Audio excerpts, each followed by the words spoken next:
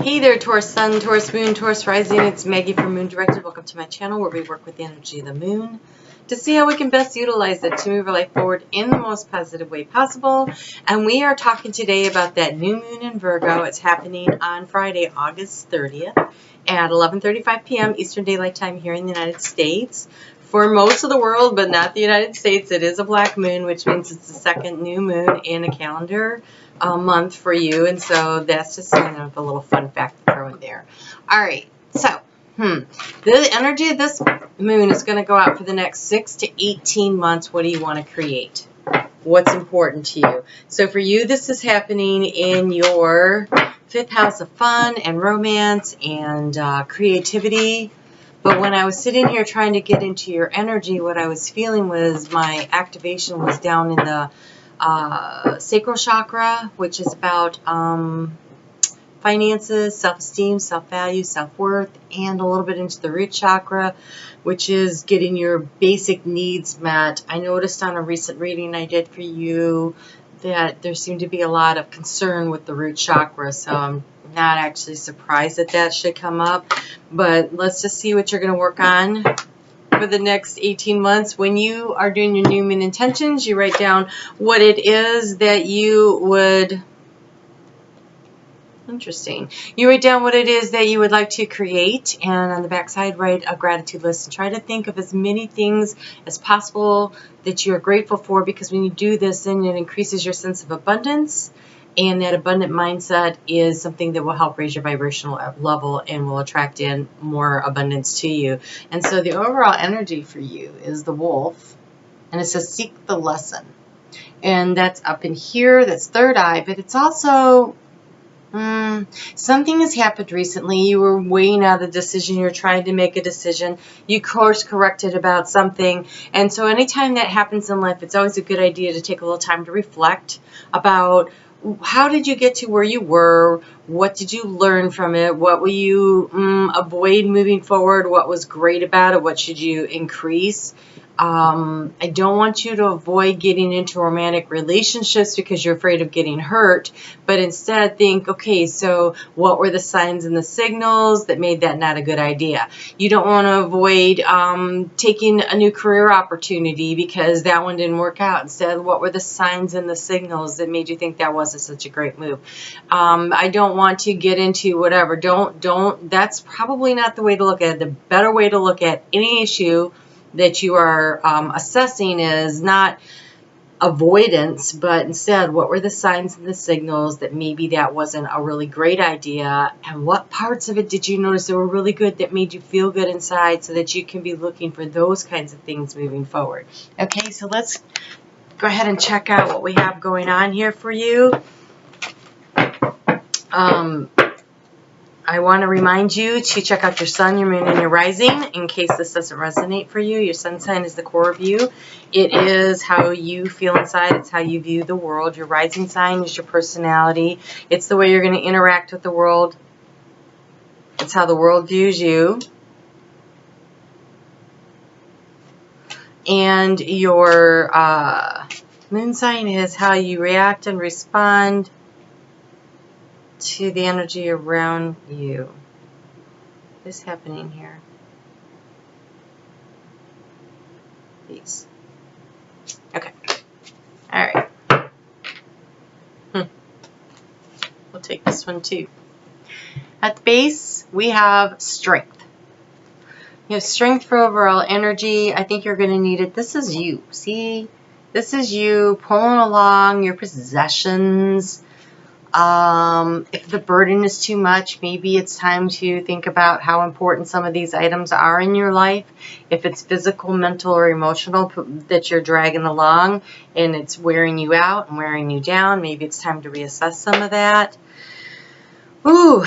Oh, this is lovely. Okay, so you have the Page of Wands. The Page of Wands is about news and information coming in, or a new opportunity, something new that you're starting, or information that you're getting, or a message from someone. And this card that came out with it is great because this is the card, it's the Knight of Cups. But this Knight of Cups, if you notice, his cup is tipped over. He's not offering it to someone. He is splashing around in his emotions. He's having some fun. He's in the healing waters. And so if you've come out of a rough time, it's a really good time then to go out and have some fun and allow for the healing. If you have left a relationship, then usually a rule of thumb is it takes about 1 month per year of the relationship to heal from it, to learn the lessons. And so in the area of your thoughts, you have this beautiful 8 of Wands. This is moving forward. This is also, because it's in the area of your thoughts, where are your thoughts leading you? And it looks like it's kind of a rapid action moving forward. They're kind of going in a bunch of different directions. You might have a lot of things on your mind. You might feel like I'm running, you know, and so it might take this extra super strength here, but pause long enough over the next 6 to 18 months to discern out what was the lesson you were supposed to learn, even though things seem to be moving really fast here. In your heart, you have justice. You have justice. So however things went, either karma was resolved or things turned out the way they were supposed to, it feels like as long as this transition has taken for you, for as much as the energy has gone into it, feels like there was karma involved. I feel like the eclipses followed by that full moon in Aquarius, which really cleared a lot of karma for everybody, probably really affected you. And in the area of action, it looks like you have choices. But you have, see the dragonflies? The dragonflies are about spiritual transformation. So you have a lot of choices, but where the lesson is. If you learn the lesson, then it'll make it easier for you to discern what's the right choices to make. So this is a lesson in spirituality. This is a lesson to talk to your guides, to the divine source. Try to feel into the situation because it is emotions, because it's cups. So kind of feel into it. Use your intuition to help you learn the lessons. Go ahead and get out there and have some fun. You're kind of in for the long haul here, but there's new opportunities coming in. So take the time to review what happened. Don't get so caught up in the speed of what's going on here, and sort out what the good options are. This is the part where this worked out really great because this part I like, this part I should have paid more attention to so that you discern better and you don't just pick up the wrong cup again. Right? Ooh, okay. So you have the Merlin. You are the manifester. What you are thinking about, you are going to create. And you have a lot of thoughts here. So you can create a lot of different things. What you focus on is what you're going to create. It's like having the magician, and you have all the tools that you need. You are a manifester. You're one of the best manifestors of all the signs of the zodiac. You can create in the physical world anything that you set your mind to. It looks like you're setting your mind on a lot of different things at once. So sort through these ideas because you have a lot of them here. And this is the card of sorting through, but sorting through with the 8 of Spirit. Okay? But in your heart, I think you know that whatever the situation is right now, it needed to go down like that, whatever that was. Because you spend a lot of time thinking about it.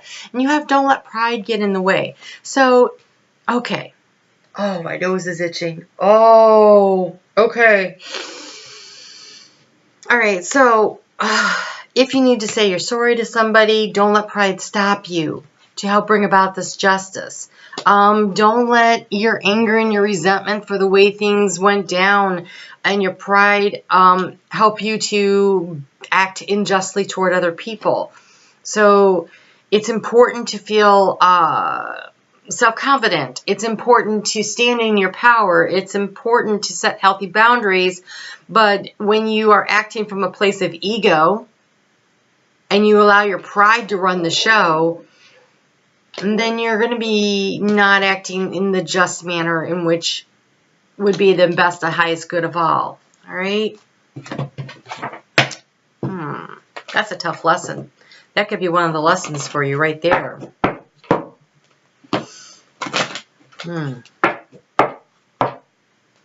That is up here in my heart space. and in my throat chakra, touching that a little. So it's like, speak your truth, but don't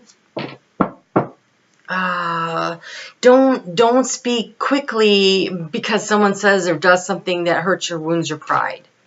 Let it settle and see what you feel. Okay, yeah. So your pride could be a real problem for you in this creating a just outcome, because we have an impasse and distant thunder. And it says clear the air and then reflect and redirect your energy. So yes, you're going to be talking to someone about this, to bring about this justice. It's going to be a little intense. There's a lot that has to go on. Reflect and redirect, though, reminds you that the energy that you're putting out is the energy you're going to get back. So if you're putting out prideful, boastful, angry, whatever energy, that's what you're going to get back. If you're putting out helpful energy, or not conciliatory, but compromising energy, like, okay, how can we work through this in a way that everybody kind of comes out sort of a winner?